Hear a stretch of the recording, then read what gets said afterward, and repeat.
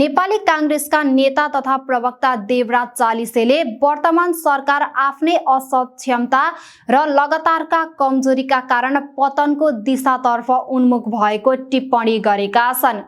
बिहीबार पोखरामा आयोजित कांग्रेसको विशेष प्रादेशिक भेलालाई सम्बोधन गर्दै उनले सरकार गठन भएको छोटो अवधिमै जनअपेक्षा पूरा गर्न असफल भएको आरोप लगाएका छन्।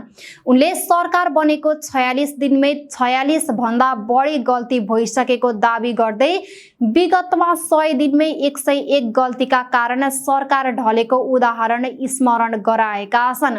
जनताले परिणाम खोजिरहेका छन्, तर सरकारले केवल विवाद र असफलता मात्र दिएको छ। उनले भने चालिसेले स्थानीय तहका जनप्रतिनिधिहरूलाई आगामी निर्वाचनलाई अन्तिम मूल्याङ्कनको समयका रूपमा लिन आग्रह गर्दै जनताको विश्वास जित्ने गरी काम गर्न निर्देशन दिएका छन्।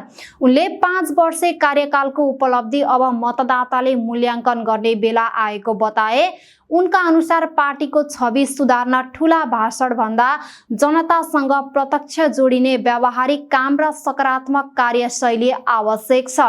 उनले जनप्रतिनिधिलाई जनताको दैनिक समस्यामा केन्द्रित भएर काम गर्न सुझाव दिए। भेला नेपाली कांग्रेसको केन्द्रीय नीति अनुसन्धान तथा प्रशिक्षण प्रतिष्ठानले आयोजना गरेको हो। कार्यक्रममा प्रदेशबाट प्रतिनिधित्व गर्ने केन्द्रीय पदाधिकारी, सांसद, मन्त्री, जिल्ला समन्वय समितिका प्रमुख तथा स्थानीय तहका जनप्रतिनिधिहरूको सहभागिता रहेको थियो।